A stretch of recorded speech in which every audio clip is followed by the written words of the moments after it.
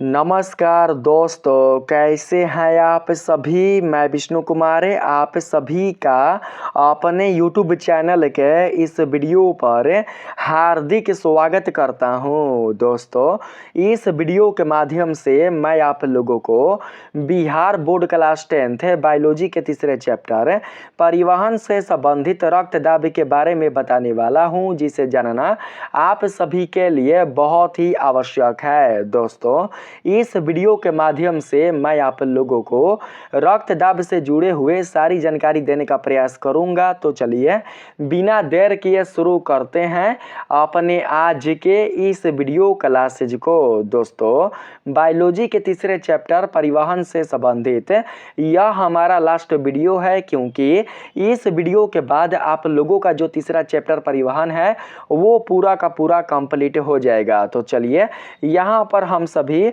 रक्तदाब के परिभाषा को समझने का प्रयास करते हैं। दोस्तों, रक्तदाब के परिभाषा को समझने के लिए सबसे पहले आप लोगों को रक्तदाब वाले शब्द के अर्थ को समझना होगा। जब दोस्तों आप लोग रक्तदाब वाले शब्द के अर्थ को समझ जाते हैं तो आप लोगों को रक्तदाब से संबंधित परिभाषा को समझने में कोई प्रॉब्लम नहीं होगी। तो चलिए सबसे पहले दोस्तों हम लोग रक्तदाब वाले शब्द के अर्थ को समझने का प्रयास करते हैं। दोस्तों, यहाँ पर आप देख सकते हैं कि जो रक्तदाब है वो दो मूल शब्दों के मिलने से बना है, जिसमें पहला है दोस्तों रक्त और दूसरा है दोस्तों दाब।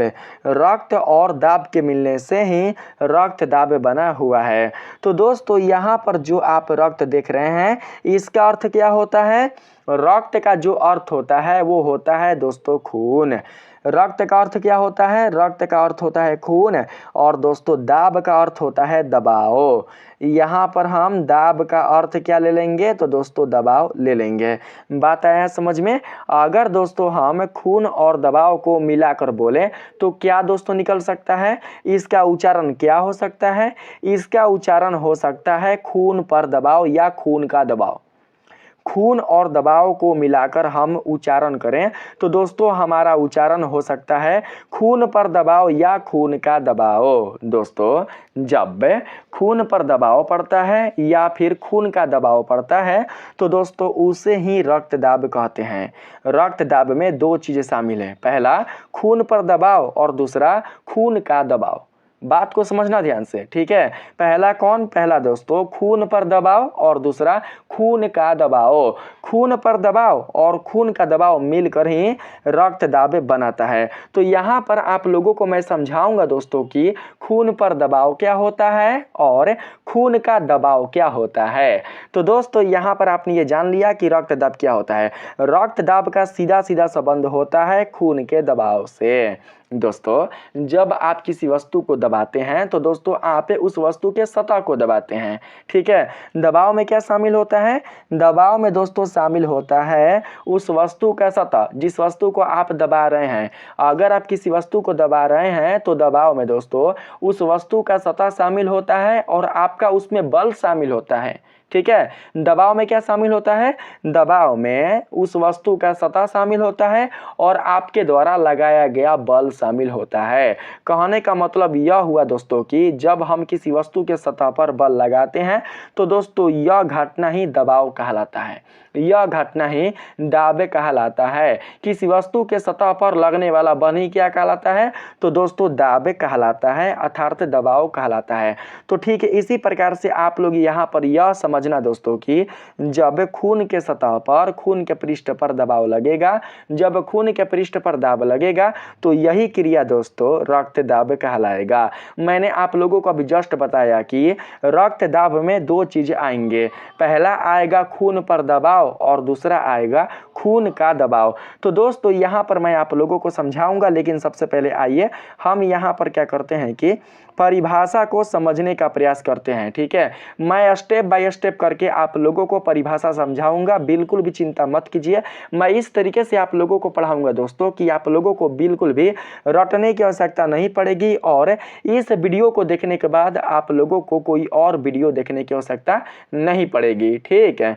दोस्तों यहाँ पर देखिए क्या बोला गया है, यहाँ पर बोला गया है, परिभाषा में बोला गया है, जब हृदय रक्त को पंप करता है। जब हृदय क्या करता है? रक्त को पंप करता है बाबू हृदय स्पंदन के दौरान। स्पंदन का मतलब होता है क्रिया करना, ठीक है, यानी कि धड़कना। जब हृदय धड़कता है, जब हृदय दोस्तों धड़कता है और धड़कने के फलस्वरूप पंप करता है, किस पर पंप करता है? रक्त पर पंप करता है। तो दोस्तों ऐसी स्थिति में क्या होता है कि जो रक्त होता है वो हमारे शरीर के संपूर्ण भागों में वितरित होता है, हमारे शरीर के संपूर्ण भागों में पहुंचता है, हमारे शरीर के सभी अंगों तक वो पहुंचता है। किसके कारण? तो हृदय के कारण। दोस्तों आपको पता है कि हमारे हृदय के सभी अंगों में शुद्ध रक्त का प्रवाह होता है। हमारे शरीर के सभी अंगों में, सभी भागों में किस रक्त का प्रवाह होता है? तो दोस्तों शुद्ध रक्त का प्रवाह होता है, क्योंकि हमारे शरीर के सभी अंगों के लिए शुद्ध रक्त ही उपयोगी होता है, शुद्ध रक्त ही उपयुक्त होता है। और जो हृदय होता है वो क्या करता है दोस्तों कि वो शुद्ध रक्त को ही हमारे शरीर के संपूर्ण भागों में पहुंचाने का काम करता है। शुद्ध रक्त को ही दोस्तों वो हमारे शरीर के संपूर्ण भागों में परिसंचरण करने का काम करता है। तो यहाँ पर आप समझना दोस्तों हमारे शरीर में शुद्ध रक्त का प्रवाह किसके माध्यम से होता है? हमारे शरीर में शुद्ध रक्त का प्रवाह धमनियों के माध्यम से होता है। हमारे शरीर के संपूर्ण भागों में शुद्ध रक्त का जो प्रवाह है वो होता है धमनियों के माध्यम से। तो इसका मतलब ये हुआ दोस्तों कि जब हृदय धड़केगा, जब हृदय स्पंदन करेगा, तो स्पंदन के दौरान दोस्तों हृदय के द्वारा लगाया गया जो बल होगा वो दोस्तों किस पर लगेगा? हृदय के द्वारा लगाया गया जो बल होगा वो बाबू किस पर लगेगा? तो वो लगेगा रक्त पर, ठीक है, रक्त पर लगेगा, रक्त पर दबाव पड़ेगा। तो रक्त पर दबाव पड़ने के कारण ही जो रक्त होता है वो धमनियों के माध्यम से हमारे शरीर के संपूर्ण भागों तक पहुंच पाता है। यहाँ पर आप ऐसा समझना, ठीक है। देखिए मैं आप लोगों को समझा रहा हूँ, ठीक है बाबू। देखिए यहाँ पर आप समझना, पहले मैं यहाँ पर आप लोगों को समझाता हूँ। आप सभी को पता है कि जो शिरा होता है, शिरा वो क्या करता है कि हमारे शरीर के सभी अशुद्ध रक्त को हृदय तक पहुँचाने का काम करता है। शिराएं हमारे शरीर के सभी अशुद्ध रक्त को कहाँ तक पहुँचाने का काम करते हैं? तो हृदय तक पहुँचाने का काम करते हैं। और हृदय क्या करता है कि इस अशुद्ध रक्त को फेफड़े तक पहुँचा देता है। फेफड़े तक पहुँचा कर उस अशुद्ध रक्त को बाबू वहाँ पर शुद्धिकरण के लिए भेज देता है। बात आया समझ में? तो दोस्तों देखिए यहाँ पर आप देख सकते हैं दोस्तों कि यहाँ पर ये वाला है भाग दयालिंद और ये वाला है भाग बायालिंद, ये वाला है भाग दयानिलय और ये वाला है भाग बायानिलय। तो दोस्तों यहाँ पर आप जो दो ठो पाइप देख रहे हैं ना, ये वाला पाइप और ये वाला पाइप, ये जो आप दो ठो पाइप देख रहे हैं ये दोनों पाइप है किसका? तो बाबू ये दोनों पाइप है महाशिरा का, यानी कि ये दोनों पाइप महाशिरा है। बात है समझ में? तो बाबू ऊपर वाला जो आप पाइप देख रहे हैं यह किससे संबंधित है? यह हमारे मस्तिष्क से संबंधित है।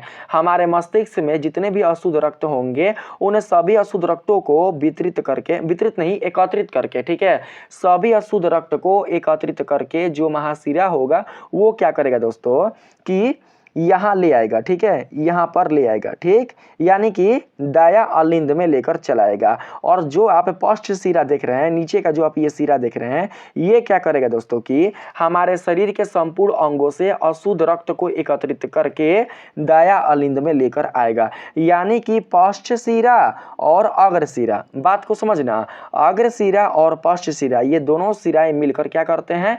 हमारे शरीर के संपूर्ण भागों से अशुद्ध रक्त को एकत्रित करके हृदय के दाया अलिंद में पहुंचाते हैं। कहां पर पहुंचाते हैं दोस्तों? दाया अलिंद में पहुंचाते हैं, ठीक है। इसी प्रकार से दोस्तों अगर हम बात करें यहां पर, पहले समझना आप लोग, दाया अलिंद में पहुंचाते हैं, दाया अलिंद में, ठीक है, दाया अलिंद में। अब हम बात करते हैं यहाँ पर दोस्तों शुद्ध रक्त का। तो दोस्तों हमारे फेफड़ा में जब हमारे फेफड़ा में अशुद्ध रक्त शुद्ध रक्त के रूप में परिवर्तित होता है तो फिर यह शुद्ध रक्त किसके माध्यम से हृदय तक पहुँचता है? आप ही बताओ।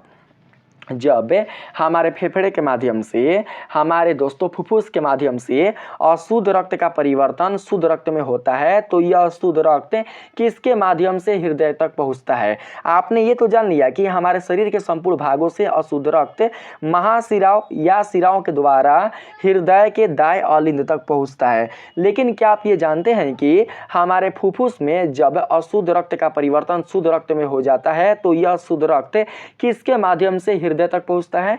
तो दोस्तों आप लोगों को पता होगा फुफ्फुस धमनी के माध्यम से, फुफ्फुस धमनी के माध्यम से, ठीक है, फुफ्फुस धमनी के माध्यम से, फुफ्फुस धमनी होगा ना जी, फुफ्फुस धमनी के माध्यम से, नो नो नो, फुफ्फुस सिरा, आप लोग समझना गलती हो जाएगा यहाँ पर, फुफ्फुस सिरा, बात समझना बाबू, फुफ्फुस सिरा के माध्यम से, फुफ्फुस सिरा के माध्यम से जो रक्त होगा, जो खून होगा, वो दोस्तों कहाँ तक पहुँचेगा? तो वो बाया नीला में पहुँचेगा। इसको बोलेंगे बाया नीला।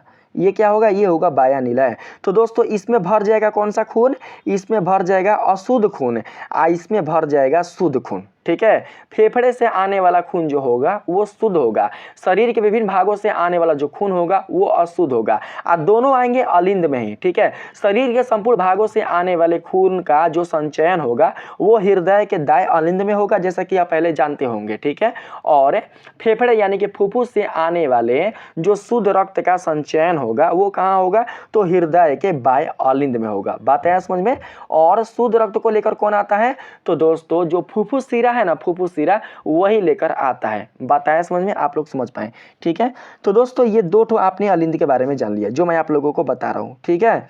तो अब देखिए यहाँ पर दोस्तों लगा हुआ है कपाट, यहाँ पर क्या लगा हुआ है? यहाँ पर लगा हुआ है कपाट। तो दोस्तों जैसा ही अलिंद में, यहाँ पर देखिएगा, जैसे ही ये कपाट खुलेंगे, जैसे ही ये दोनों कपाट खुलेंगे तो अलिंद का जो रक्त होगा वो चला आएगा दोस्तों कहाँ? तो नीले में। देखिए अलिंद का जो रक्त होगा वो कहाँ चला आएगा? तो नीले में।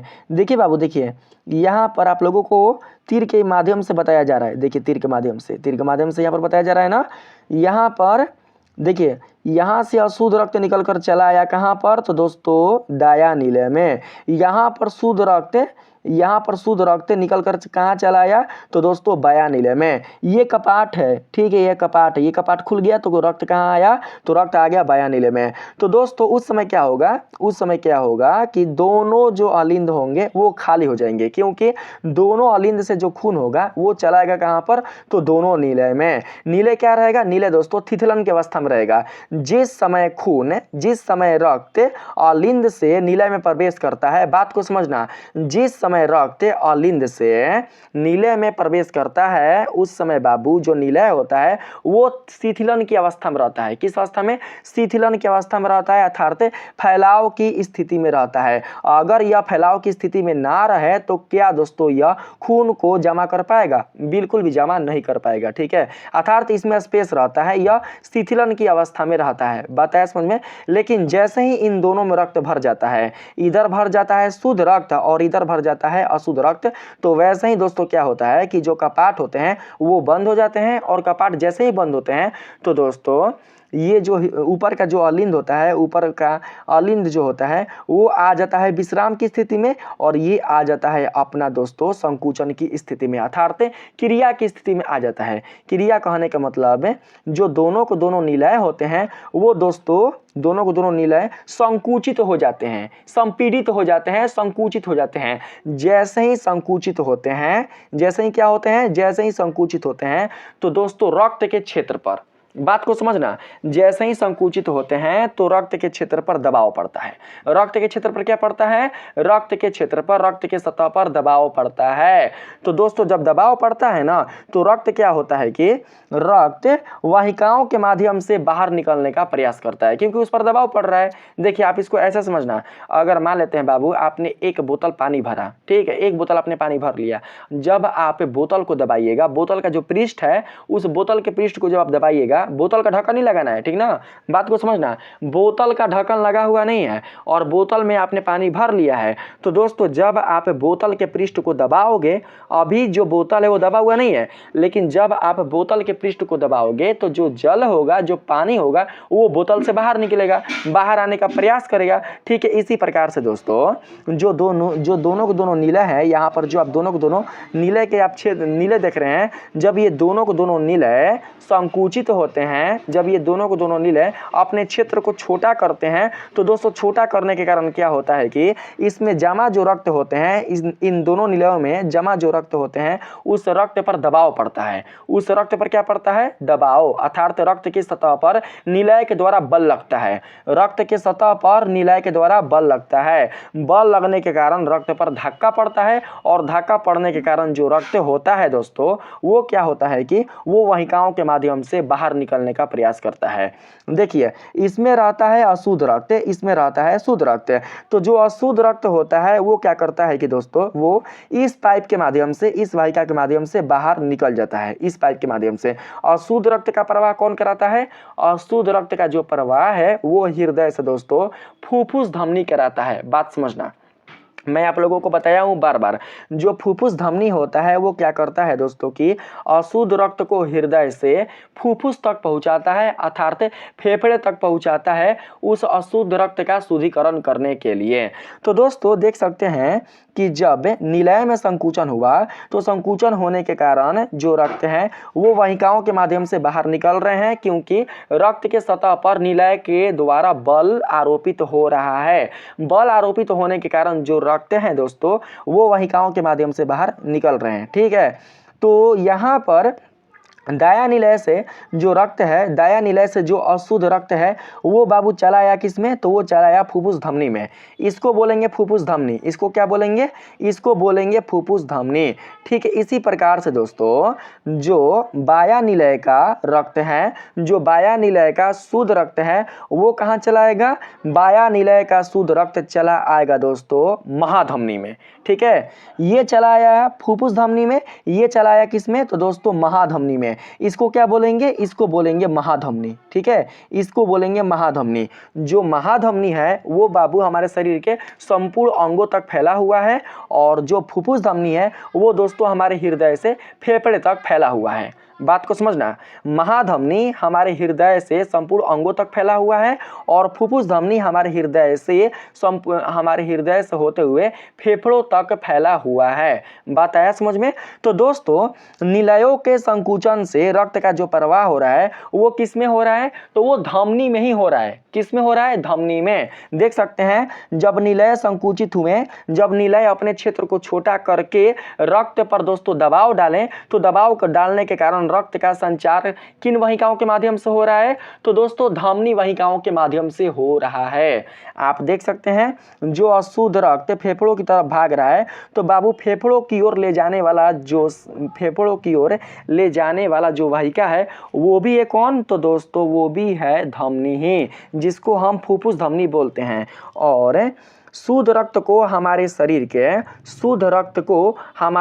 के संपूर्ण भागों तक पहुंचाने वाला जो वाहिका है वो भी कौन है? तो दोस्तों वो भी है धमनी ही। अर्थात धमनी के माध्यम से ही जो रक्त है वो बाबू संचरित हो रहा है।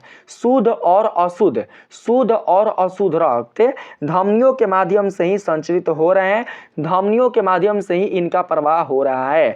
तो दोस्तों यहाँ पर देखिए, यहाँ पर आप समझ सकते हैं कि जब निलयों के माध्यम से रक्त के क्षेत्र पर दबाव डाला गया, रक्त के क्षेत्र पर बल आरोपित किया गया, तो बाबू इसी को कहा जाता है रक्त पर दबाव। मैंने आप लोगों को बताया ना, दो चीज होगा रक्त दाब में, दो चीज होगा। पहला होगा रक्त पर दबाव और दूसरा होगा रक्त का दबाव। ठीक है, तो पहला मैं बता चुका यहाँ पर। पहला क्या है? पहला है रक्त पर दबाव, खून पर दबाव। तो खून पर दबाव कौन दे रहा है? खून पर जो दबाव है वो दे रहा है हृदय का नीले वाला भाग। अगर हृदय का नीले वाला भाग, हृदय का, हार्ट का नीले वाला भाग खून पर दाब आरोपित ना करे तो दोस्तों खून जो होगा वो क्या वाहिकाओं के माध्यम से, धमनी वाहिकाओं के माध्यम से हमारे शरीर के सभी अंगों तक पहुंचेगा। आप ही बताइए, हमारे हृदय के नीले में उपस्थित खून का संचरण हमारे शरीर के संपूर्ण भागों तक हो पाएगा? बिल्कुल भी नहीं होगा। तो दोस्तों जब खून के सतह पर हृदय का नीले वाला भाग दबाव डालता है तो दोस्तों इसको कहा जाता है रक्त पर दाब। क्या कहा जाता है? रक्त पर दाब। अब देखिए रक्त पर दाब डाला गया, रक्त पर बल आरोपित किया गया है, रक्त के सतह पर बल डाला गया है जिसके कारण रक्त पर बाबू धक्का लगा। ठीक है, निलय के माध्यम से रक्त पर धक्का लगा। तो जब ये धक्का लगा है तो रक्त की स्पीड बढ़ गई है। रक्त बहुत तेजी से क्या करता है, रक्त बहुत तेजी से ही दोस्तों धमनी वाहिकाओं में गति करता है। जो धमनी वाहिका है ना, महाधमनी और फुफ्फुस धमनी और महाधमनी, इन दोनों धमनियों में रक्त का जो संचरण होता है, रक्त की जो गति होती है वो बहुत ही ज्यादा तेजी से होती है। क्योंकि दोस्तों रक्त पर किसका दबाव लगा है, रक्त पर निलय का दबाव लगा है, निलय द्वारा बल आरोपित किया गया है। इसी कारण दोस्तों रक्त का प्रवाह धमनियों में बहुत ही तेजी से होता है। मैंने आप लोगों को बताया भी होगा कि धमनी में रक्त का संचार काफी तेजी से होता है, लेकिन सीरा में रक्त का संचार बिल्कुल भी तेजी से नहीं होता। क्योंकि सीरा में बिल्कुल भी जो हृदय होता है, सीरा में आने वाले रक्त पर जो हृदय होता है वो दाब नहीं डालता। सीरा वाले भाग में आने वाला जो रक्त होता है उस रक्त पर हृदय द्वारा दाब नहीं लगाया जाता है, जिसके कारण सिराओं में रक्त का संचरण काफी तेजी से नहीं हो पाता है। बात समझ रहे हैं आप सभी, ठीक है। तो दोस्तों अब आप यहाँ पर समझने का प्रयास कीजिए।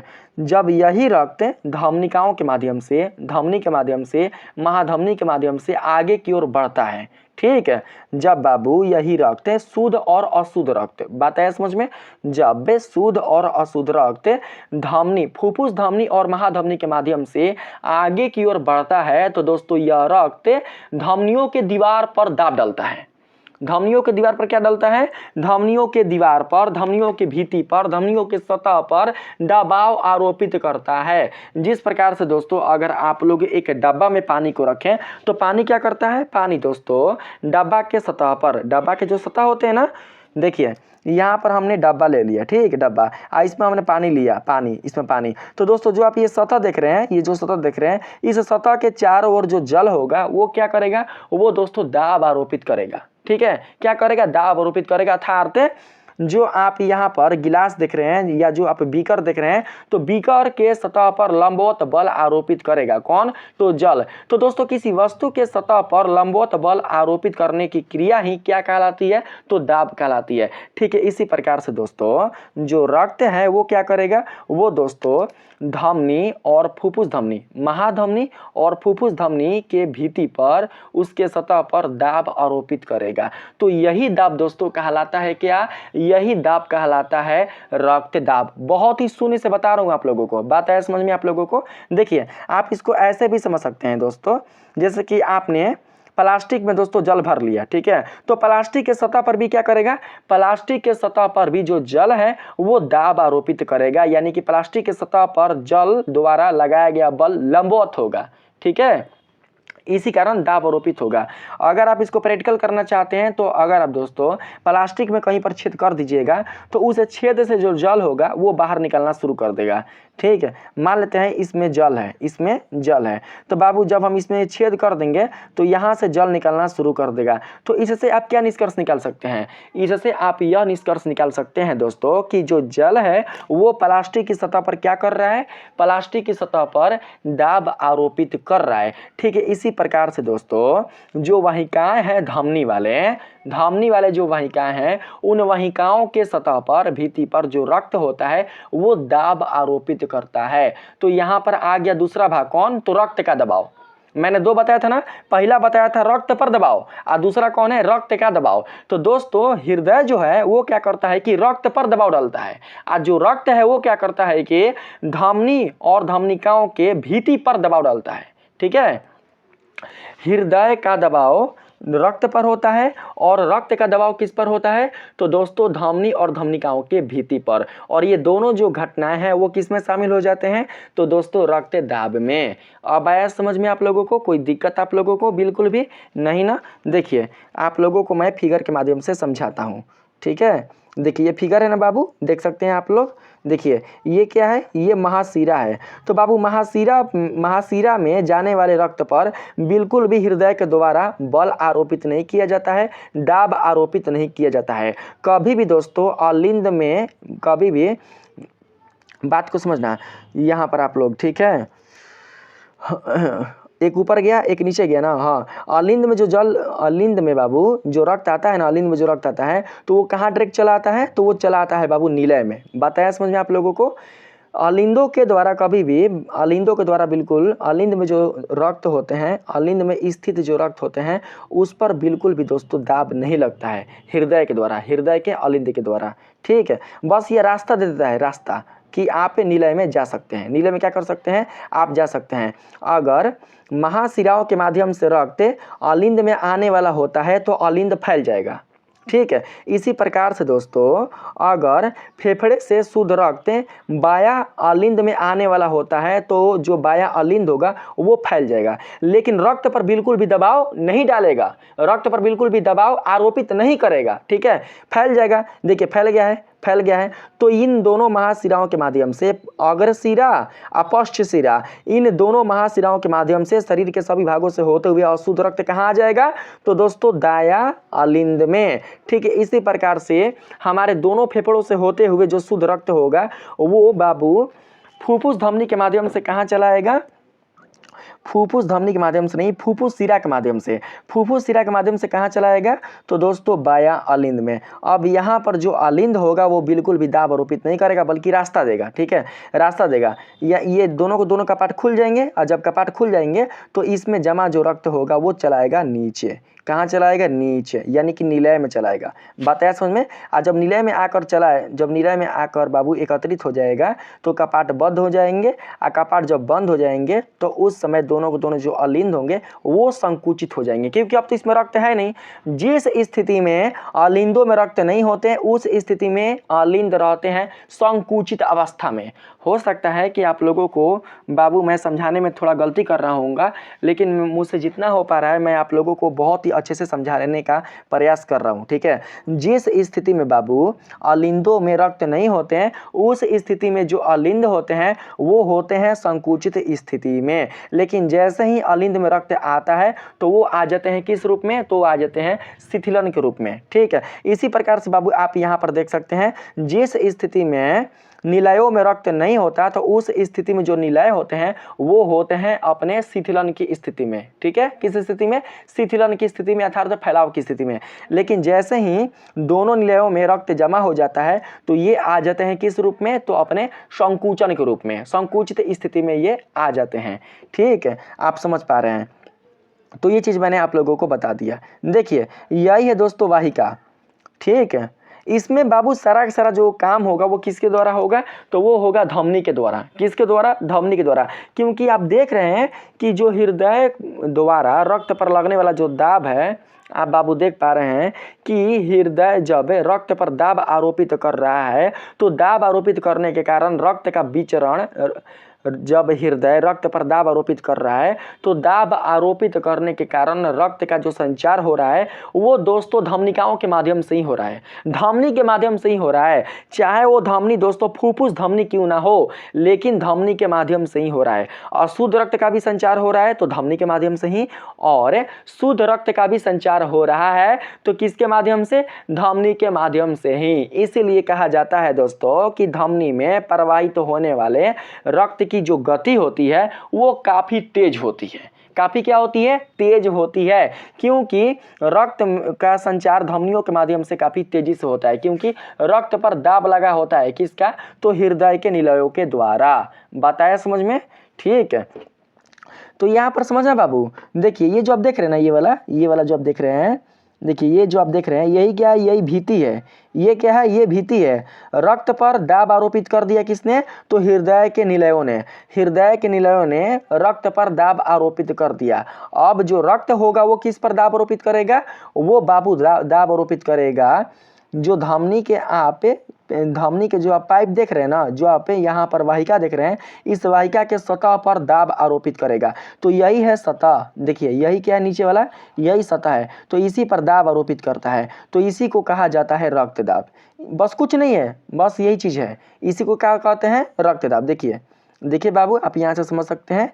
देखिए रक्त है, इसमें मान लेते हैं इसमें रक्त है, ये क्या है, ये पाइप है, ये धमनी का पाइप है, क्योंकि धमनी के माध्यम से ही शुद्ध रक्त और अशुद्ध रक्त का संचार होता है। ठीक है, निलयों के द्वारा बल लगने के कारण, बात को समझना आप लोग। ठीक है बाबू, जब निलय रक्त पर दबाव डालता है तो उस समय शुद्ध रक्त और अशुद्ध रक्त का संचार किसके माध्यम से होता है, तो धमनी के माध्यम से ही होता है। बात आ रहा है समझ में दोस्तों आप लोगों को। तो देखिए यहाँ पर जो आप धमनी की वाहिका देख रहे हैं, तो इस वाहिका के चारों ओर, एक ओर, दो ओर, तीन और यहाँ पर हो जाएगा चौथा ओर। ठीक है, इस वाहिका के चारों ओर किसका बाबू दाब लग रहा है? तो रक्त का दाब लग रहा है।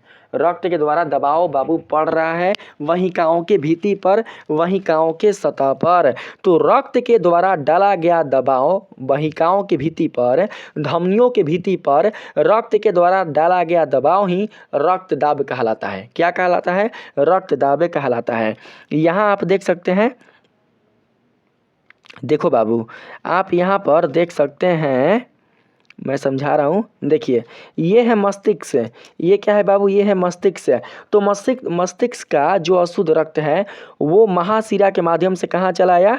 तो बाबू दाया अलिंद में। और शरीर के संपूर्ण भागों से होते हुए जो अशुद्ध रक्त है वो बाबू संपूर्ण शरीर के संपूर्ण भागों से महाशिरा के द्वारा शरीर के संपूर्ण भागों से महाशिरा की सहायता से होते हुए जो अशुद्ध रक्त है वो कहाँ चला है? तो दोस्तों दाया अलिंद में ही। आप फिर बाबू यहाँ पर देख सकते हैं कि दाया अलिंद से कहाँ चला आया?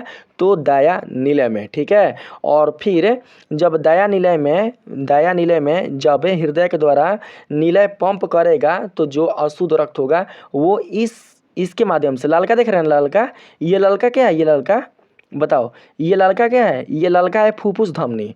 ये क्या है? फुफ्फुस धमनी।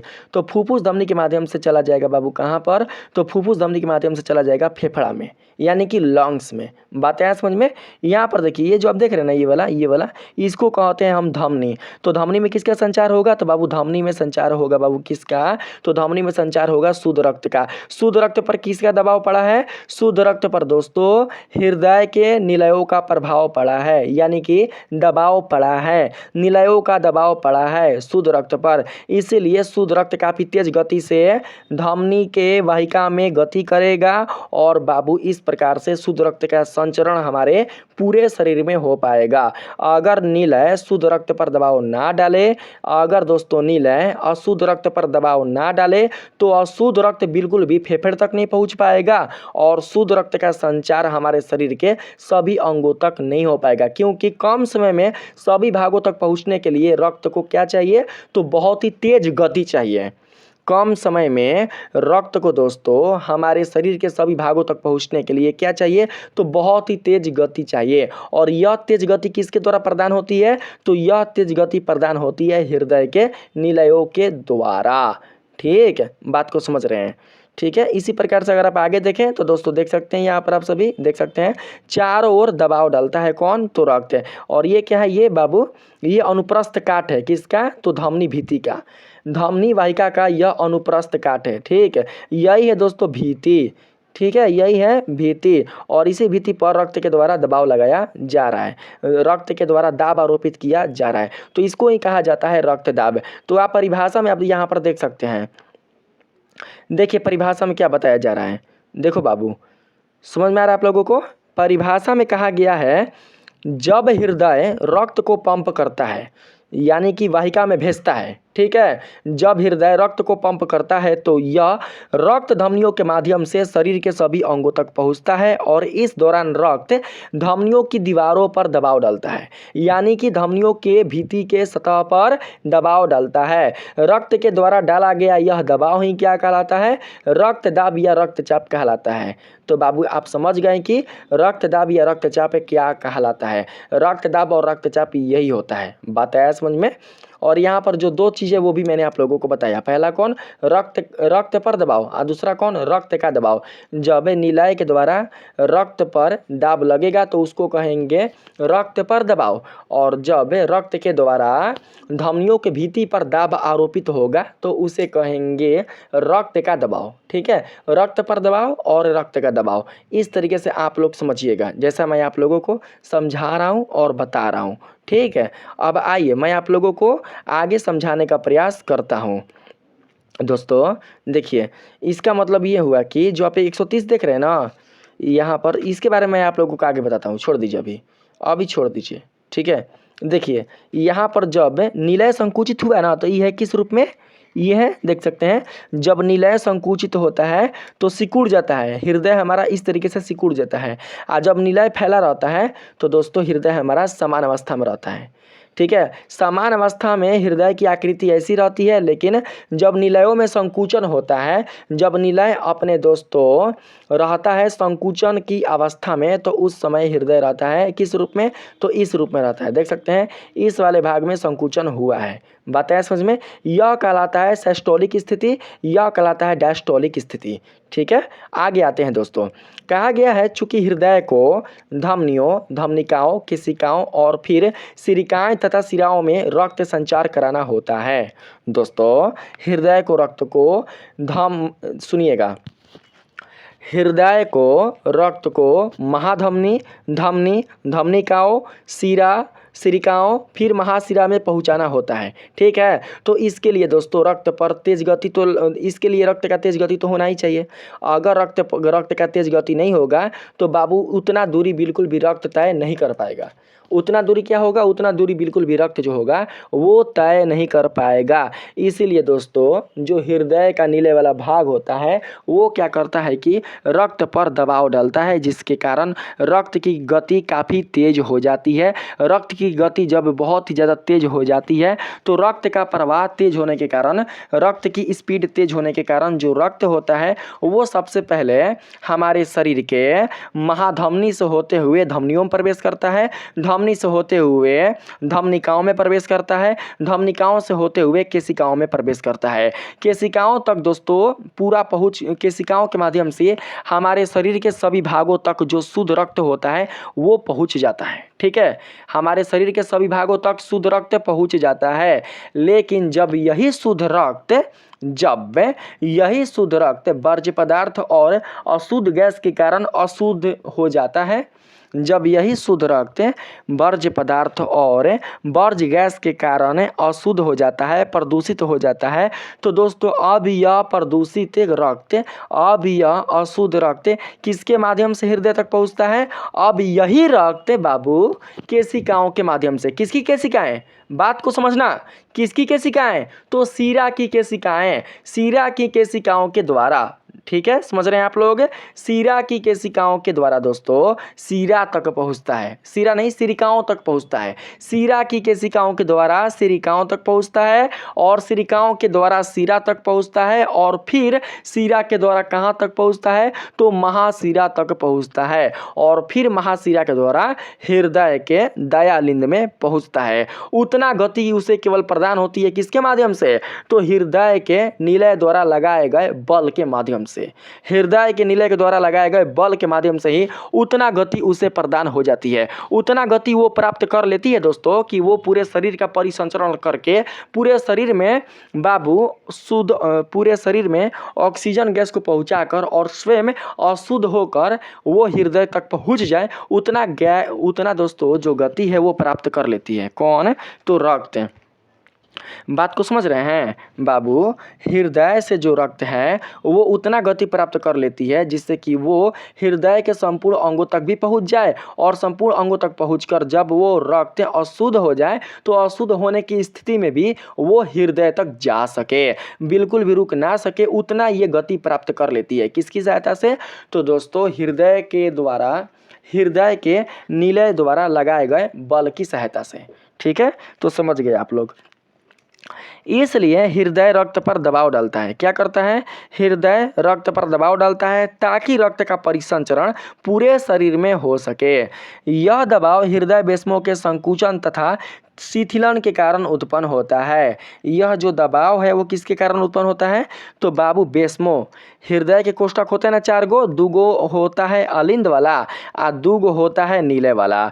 यह दबाव हृदय वेश्मों के संकुचन तथा शिथिलन के कारण उत्पन्न होता है। शिराओं की अपेक्षा धमनियों के रक्त पर यह दबाव ज़्यादा होता है क्योंकि शिराओं में प्रवाहित होने वाले रक्त पर बिल्कुल भी हृदय के कोष्ठकों के द्वारा, हृदय के वेश्मों के द्वारा बल आरोपित नहीं किया जाता है, दाब आरोपित नहीं किया जाता है। इसीलिए महाशिराओं या शिराओं में प्रवाहित होने वाले रक्त पर बिल्कुल भी दोस्तों, रक्त पर बिल्कुल भी दाब नहीं रहता है। ठीक है, इसीलिए उनकी जो गति होती है वो बहुत ही कम होती है। धमनियों की अपेक्षा सिराओं में बहने वाले रक्त की गति क्या होती है? धमनियों की अपेक्षा बाबू सिराओं में बहने वाले रक्त की गति कम होती है। ठीक है, क्यों कम होती है मैंने बता दिया। अब आइए आगे समझते हैं। देखिए आगे है, धमनियों में उपस्थित रक्त का दबाव हमेशा धमनियों की दीवार पर बना रहता है। अगर दोस्तों धमनी की दीवार कहीं से फट जाए, मैंने क्या बताया अभी, धमनियों में उपस्थित रक्त का दबाव धमनियों की दीवार पर बराबर बना रहता है। अगर किसी कारणवश धमनी की दीवार फट जाए, कहीं से कट जाए, तो वहाँ से रक्त का प्रवाह बहुत ही तेज़ी से होने लगेगा और इतना तेज़ी से होने लगेगा कि दोस्तों कम समय में ही बहुत ही ज़्यादा रक्त बाहर निकल जाएगा, बहुत ही ज़्यादा रक्त बाहर दोस्तों वो निकल जाएगा, जिससे हमारी मृत्यु भी हो सकती है, हम मर भी सकते हैं, हम क्षतिग्रस्त भी हो सकते हैं। बात है समझ में। लेकिन अगर दोस्तों आप समझना बाबू, अगर सिरा की भित्ति फट जाए, सिरा की भित्ति में कहीं छेद हो जाए, तो उस छेद से जो रक्त का प्रवाह होगा वो धीरे धीरे होगा, काफ़ी तेज़ी से नहीं होगा। जितना तेज़ी से धमनी के छिद्र से होगा, उतना तेज़ी से बिल्कुल भी सिरा के छिद्र से रक्त का प्रवाह नहीं होगा। क्यों नहीं होगा? क्योंकि सिरा में रक्त का प्रवाह होता है कम और धमनी में रक्त का प्रवाह होता है काफ़ी तेज, इस कारण नहीं होगा। ठीक है बाबू, इसीलिए भगवान ने धमनियों को हमारे शरीर के अंगों के अंदर डाला है और सिराओं को हमारे शरीर के अंगों के सतह पर डाला है। ठीक है, सरफेस पर डाला है। बात है समझ में। अगर हम गिरते भी हैं, हमें चोट भी लगता है या किसी कारणवश हमारा अंग कटता भी है, तो हमारे अंग का बाबू जो सिरा वाला भाग है ना, सिरा वाला जो वाहिका है वही कटता है, ना कि धमनी वाला कटता है। धमनी वाला भाग कट जाएगा तो हम मर जाएंगे, उसे रोक पाना बहुत ही मुश्किल हो जाएगा। ठीक है, रोक पाने में ही हमारे शरीर से बहुत ज़्यादा खून गिर जाएगा। देख सकते हैं फिगर यहाँ पर, देखना बाबू, देख रहे हैं ना फिगर। देखिए ये ब्लू वाला पाइप क्या है? ब्लू वाला पाइप है सिरा। और जो आप लाल वाला पाइप देख रहे हैं, ये लाल वाला पाइप क्या है? तो लाल वाला पाइप है दोस्तों महाधमनी, यानी कि धमनी। हृदय के समीप में जो सिरा की वाहिका होती है उसे कहा जाता है महासिरा। हृदय के समीप में जो धमनी की वाहिका होती है उसे कहा जाता है महाधमनी। और महाधमनी और महासिरा संपूर्ण हमारे शरीर के अंगों तक फैले रहते हैं। आप देख सकते हैं हमारे शरीर के सभी भागों में, हमारे शरीर के सभी अंगों में फैले हुए हैं। इन्हीं दोस्तों वाहिकाओं के माध्यम से शुद्ध रक्त का संचार हमारे शरीर के सभी भागों में हो पाता है। ठीक, आइए अब हम बात करते हैं रक्त दाब के क्रिया विधि पर। रक्त दाब के क्रिया विधि में क्या बताया गया है दोस्तों? देखिएगा, रक्त दाब के क्रिया विधि में बताया गया है, रक्त पर दबाव निलयों के संकुचन तथा शिथिलन से उत्पन्न होता है। जैसा कि मैंने आप लोगों को बता दिया, आप यह जान चुके हैं कि रक्त पर दबाव किसके कारण होता है? रक्त पर दबाव निलयों के कारण होता है। जब निलय संकुचित होती है तो संकुचित होने के कारण ही जो निलय होती हैं वो रक्त पर दबाव डालती है, जिससे रक्त काफ़ी तेज़ी से वाहिकाओं के माध्यम से प्रवाहित होता है। ठीक है, आगे है, हृदय के जब निलय में संकुचन होता है अर्थात सिस्टोल होता है, तो हृदय धमनियों में रक्त पंप करता है। हृदय क्या करता है? धमनियों में रक्त पंप करता है अर्थात धमनियों के माध्यम से रक्त का संचार करता है। कौन? तो हृदय। इस अवस्था में रक्त का दबाव धमनियों की भित्ति पर अधिक होता है, धमनियों की सतह पर बहुत ज़्यादा अधिक होता है। कब बाबू? कब समझना, जब हृदय का नीले वाला भाग संकुचित अवस्था में रहता है, तो उस समय बाबू धमनियों की भित्ति पर रक्त का जो दबाव होता है वो बहुत ही बाबू ज़्यादा होता है, बहुत ही अधिक होता है। बात को समझना जो मैं आप लोगों को बता रहा हूँ। ठीक है, मान लेते हैं ये दिल है, ये बाबू हृदय है। ठीक है, 4 कोष्ठक हो गए, तो ये दोनों कोष्ठक क्या है? नीले। तो जिस स्थिति में जिस समय बाबू हमारे हृदय के दोनों नीले संकुचन की अवस्था में होते हैं, उस समय हमारे शरीर के सभी धमनिकाओं में रक्त का जो दबाव होता है, रक्त का दबाव हमारे शरीर के धमनी के भित्ति पर जो होता है वो बहुत ही ज़्यादा होता है। हृदय में जब संकुचन होता है तो संकुचन के समय रक्त का दबाव धमनी के भित्ति पर बहुत ही ज़्यादा होता है। लेकिन जब हृदय के निलयों में बिल्कुल भी संकुचन नहीं होता, हृदय के निलयों में संकुचन ना होकर जब शिथिलन होता है, तो दोस्तों शिथिलन की स्थिति में जो रक्त का दाब होता है हृदय बाबू मैंने क्या बताया आप लोगों को, हाँ, जिस समय जिस स्थिति में हृदय के दोनों निलय विश्राम की स्थिति में रहते हैं, शिथिलन की स्थिति में रहते हैं, संकुचित स्थिति में बिल्कुल भी नहीं रहते हैं, तो उस समय बाबू धमनी के भित्ति पर रक्त के द्वारा लगने वाला जो दबाव होता है वो कम होता है, बिल्कुल भी ज़्यादा नहीं होता। ठीक है, धमनियों के भित्ति पर रक्त का जो दबाव होता है वो कैसा होता है, वो कम होता है, ना कि ज़्यादा होता है। लेकिन जैसे ही हृदय के दोनों निलय अपने संकुचन की स्थिति में आ जाते हैं, अपने संकुचित अवस्था में आ जाते हैं, तो दोस्तों उस अवस्था में हृदय की भित्ति पर रक्त का जो दाब होता है वो बहुत ही ज़्यादा हो जाता है। रक्त के द्वारा हृदय की भित्ति पर बहुत ही ज़्यादा दाब आरोपित होता है। कब? जब हृदय के दोनों निलय संकुचित हो जाते हैं तब। ठीक है, तो समझना बाबू, आप लोग समझना, जिस समय हृदय के दोनों निलय, जिस समय एक स्वस्थ वयस्क मनुष्य में जिस समय हृदय के दोनों निलय अपने संकुचन की स्थिति में होते हैं, तो उस समय दोस्तों रक्त का धमनियों पर जो दबाव होता है वो होता है 120 मिलीमीटर ऑफ पारा, 120 मिलीमीटर ऑफ पारा, यानी कि HG लिख सकते हैं। ठीक है, जिस समय हृदय के दोनों निलयों में संकुचन होता है उस समय दोस्तों हमारे शरीर के धमनियों के भित्ति पर रक्त का जो दबाव होता है वो होता है 120 मिलीमीटर ऑफ पारा। लेकिन जिस समय हृदय के दोनों निलय शिथिलन की अवस्था में होते हैं, अर्थात विश्राम की स्थिति में होते हैं, तो उस समय हमारे शरीर के धमनियों पर रक्त का जो दबाव होता है, हमारे शरीर के धमनियों के भित्ति पर, धमनियों की सतह पर रक्त का जो दबाव होता है वो होता है दोस्तों 80 मिलीमीटर पारा, 80 millimetre of mercury, 80 millimetre of mercury. आप ऐसे बाबू पढ़ सकते हैं। ठीक है, तो इसको हम ऐसे लिखेंगे, इसको कैसे लिखेंगे, तो दोस्तों इसको हम ऐसे लिखेंगे 120 और /80। इसका मतलब ये हुआ कि बाबू संकुचन के समय हमारे शरीर के धमनियों पर रक्त का दबाव रहता है 120 और शिथिलन के समय हमारे शरीर के धमनी के भित्तियों पर रक्त का दबाव रहता है 80 मिलीमीटर। ठीक है, ये है समान रक्तदाब। ये क्या है? ये समान रक्तदाब है एक स्वस्थ वयस्क मनुष्य के लिए। ठीक, आगे दोस्तों मैं आप लोगों को बताऊंगा। देखिए बोला गया है, आप लोग देख सकते हैं इसमें, रक्त पर दबाव निलयों के संकुचन या शिथिलन से उत्पन्न होता है। रक्त के जब निलय में संकुचन होता है तो हृदय धमनियों में रक्त पंप करता है। इस अवस्था में रक्त का दबाव धमनियों की भित्ति पर यानी कि सतह पर अधिक हो जाता है, जिसके कारण धमनियां कुछ हद तक फूल जाती है। धमनियां क्या होती है? फूल जाती है। जिस समय हृदय के दोनों निलय संकुचन की स्थिति में रहते हैं उस समय दोस्तों हमारे शरीर के सभी धमनियां फूल जाती है। लेकिन जिस समय दोस्तों हमारे हृदय के दोनों निलय विश्राम की स्थिति में रहते हैं, अर्थात अपने शिथिलन की स्थिति में रहते हैं, तो उस समय हमारे शरीर की सभी धमनियां अपने समान अवस्था में आ जाती है। अर्थात फूलने की जो अवस्था होती है वो समाप्त हो जाती है, वो अपने समान अवस्था में आ जाती है। ठीक है, देख सकते हैं। किंतु संकुचन के पश्चात, संकुचन के बाद जब निलय में शिथिलन होता है, डायस्टोल होता है, तो उस समय धमनियों में रक्तदाब कम हो जाता है। रक्तदाब कम होने के कारण धमनियां पुनः सिकुड़कर समान हो जाती है, जैसे पहले थे वैसा ही हो जाती है। लेकिन फिर जब बाबू हृदय तो स्पंदन कर रहा है, हृदय धड़क रहा है, हृदय बार बार धड़क रहा है, लेकिन बाबू फिर से जब हृदय के दोनों निलय में संकुचन होगा तो फिर से हमारे शरीर की सभी धमनियां फूल जाएंगी। फिर से जब हमारे हृदय के दोनों निलय में शिथिलन होगा तो हमारे हृदय के सभी धमनियां, हृदय से जुड़े हुए, हमारे शरीर के हृदय से जुड़े हुए सभी धमनियां अपने समान अवस्था में आ जाएगी, अपने समान रूप में आ जाएगी।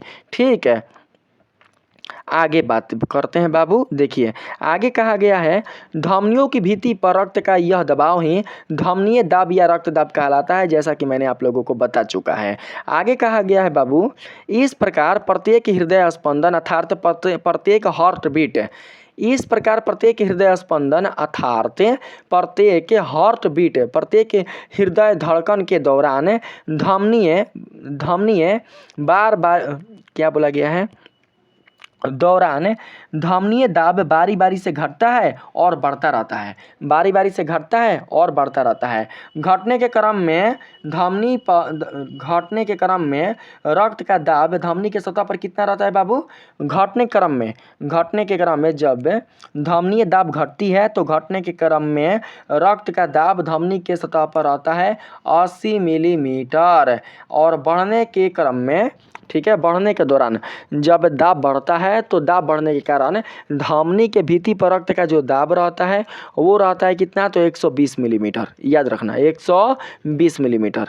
ठीक है, देख सकते हैं बाबू, बोला गया है इसमें निलय परकुंचन के दौरान रक्त दाब अधिक होता है, जबकि निलय शिथिलन के दौरान यह दाब कम होता है। अगर एग्जाम में आ जाएगा बाबू कि रक्त दाब कितने प्रकार के होते हैं तो आप क्या बताओगे? बताइए तो, परीक्षा में आ जाएगा रक्त दाब कितने प्रकार के होते हैं तो आपका जवाब क्या होगा? तो आप सभी बताना बाबू।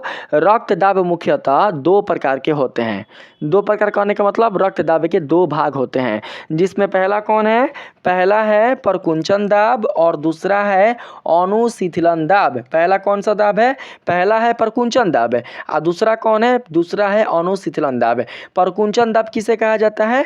परकुंचन दाब किसे कहा जाता है? देखो यहाँ पर लिखा गया है बाबू, जब हृदय सिकुड़ता है और रक्त को पंप करता है तो उस समय धमनियों पर पड़ने वाला दाब क्या कहलाता है?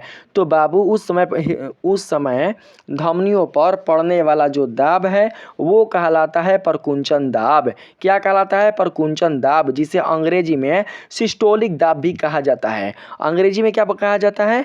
अंग्रेजी में सिस्टोलिक दाब भी कहा जाता है। ठीक है, इसी प्रकार से दोस्तों अगर हम लोग यहाँ पर, एक सेकेंड, आप समझे मैं आप लोगों को क्या बता रहा हूँ। रक्त दाब 2 प्रकार का होता है, जिसमें पहला है प्रकुंचन दाब या संकुचन दाब और दूसरा है अनुशीतलन दाब। प्रकुंचन दाब किसे कहते हैं? प्रकुंचन दाब एक ऐसा दाब होता है, प्रकुंचन दाब एक ऐसा दाब होता है जिस समय रक्त का दबाव प्रकुंचन दाब एक ऐसा दाब होता है जिस समय हृदय के दोनों निलय अपने संकुचित अवस्था में होते हैं। बस ये समझो, ठीक है।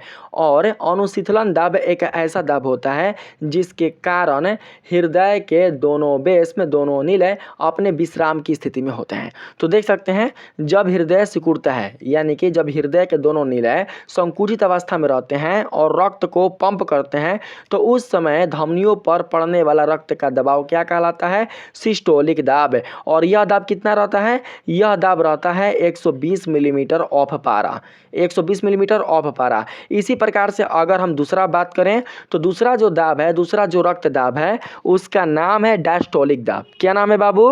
डायस्टोलिक दाब। तो डायस्टोलिक दाब में रक्त के जो दोनों निलय होते हैं वो किस स्थिति में रहते हैं? डायस्टोलिक दाब में रक्त के दोनों निलय अपने विश्राम की स्थिति में रहते हैं, अर्थात दोनों निलय फैले रहते हैं, अपने समान अवस्था में रहते हैं। तो उस समय धमनियों के भित्ति पर रक्त का जो दबाव होता है वो होता है 80 मिलीमीटर ऑफ पारा। कितना? 80 मिलीमीटर ऑफ पारा। याद रखेंगे रक्त दाब का इकाई क्या होता है? रक्त दाब का इकाई, रक्त दाब का मात्रक मिलीमीटर पारा होता है। याद रखना बाबू, रक्त दाब का इकाई क्या होता है? मिलीमीटर पारा। आप सभी याद रखना जैसा कि मैं आप लोगों को बता रहा हूँ। देखिए बोला गया है जब हृदय विश्राम करता है उस समय धमनियों में बचा हुआ दबाव क्या कहलाता है? डायस्टोलिक दाब। इसको आप ऐसा भी याद रख सकते हैं, ठीक है। जब हृदय विश्राम करता है तो उस समय बाबू धमनियों के भित्ति पर रक्त का जो दबाव होता है वही दबाव कहलाता है डायस्टोलिक दबाव, ठीक है। डायस्टोलिक दाब का कितना मान होता है? डायस्टोलिक दबाव का मान होता है लगभग 80 मिलीमीटर ऑफ पारा। ये चीज़ मैंने आप लोगों को बता चुका, ठीक है। तो 2 दाब मैंने आप लोगों को बता चुका है बाबू। आगे देख सकते हैं, कहा गया है निलय के शिथिलन अर्थात डायस्टोलिक प्रेशर के समय रक्त अलिंद से निलय में प्रवेश करता है। तो ये तो मैंने आप लोगों को बता चुका है।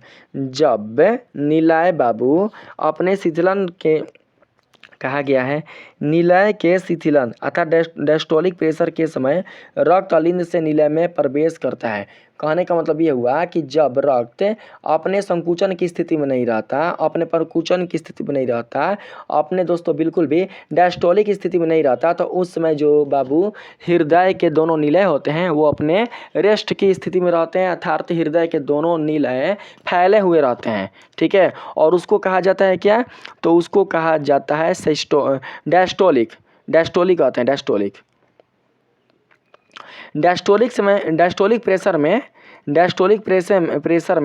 प्रेशर में हृदय के दोनों अलिंद से जो रक्त होता है वो निलय में आकर प्रवेश करता है। इसे आप याद रखना। ठीक है, डायस्टोलिक प्रेशर में हृदय के दोनों अलिंद से रक्त कहाँ आकर प्रवेश करता है? तो निलय में आकर प्रवेश करता है। तो ये भी मैंने आप लोगों को बता चुका। अब आते हैं आगे। ये भी मैंने आप लोगों को बता चुका।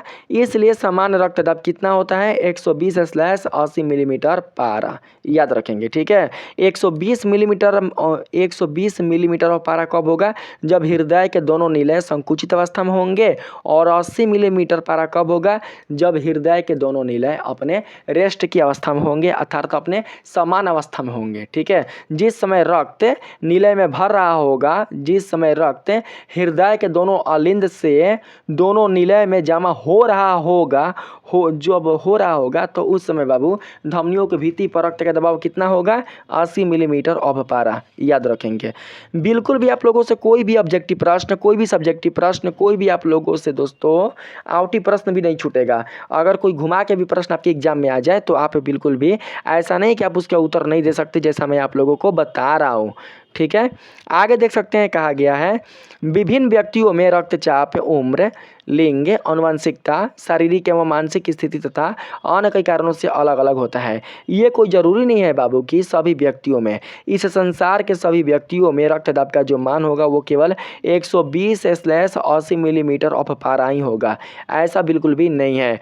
यह व्यक्तियों के उम्र, लिंग, आनुवंशिकता, शारीरिक एवं मानसिक स्थिति पर भी निर्भर करता है। इसलिए हम बिल्कुल भी सभी व्यक्तियों के लिए 120/80 मिलीमीटर ऑफ पारा नहीं ले सकते हैं। लेकिन ज़्यादातर व्यक्तियों का बाबू जो रक्तदाब होता है, अधिकांश व्यक्तियों का, ज़्यादातर व्यक्तियों का जो रक्तदाब होता है वो होता है 120 से लेकर 80। ठीक है, याद रखेंगे। रक्तदाब क्यों महत्वपूर्ण है? बताइए, प्रश्न है बाबू, रक्तदाब क्यों महत्वपूर्ण है? तो बाबू आप समझ सकते हैं, आप जान सकते हैं दोस्तों कि अगर रक्तदाब ना होता तो हमारे शरीर के संपूर्ण अंगों तक बिल्कुल भी रक्त का संचार ना हो पाता। जब रक्त का संचार हमारे शरीर के सभी अंगों तक नहीं हो पाता तो फिर यह रक्त अशुद्ध रूप में परिवर्तित होकर हमारे हृदय तक नहीं पहुंच पाता शिराओं के माध्यम से। जब शिराओं के माध्यम से अशुद्ध रक्त हमारे हृदय तक नहीं पहुँच पाता तो फिर इस रक्त का शुद्धिकरण नहीं हो पाता। किसके माध्यम से? तो फुफ्फुस के माध्यम से, फेफड़ों के माध्यम से। बात है समझ में? रक्तदाब के कारण ही हमारे शरीर के सभी अंगों तक शुद्ध रक्त का प्रवाह होता है। रक्तदाब के कारण ही जब हमारे शरीर में अशुद्ध रक्त का निर्माण होता है तो वह अशुद्ध रक्त शिराओं के माध्यम से होते हुए हमारे हृदय तक पहुंच पाता है।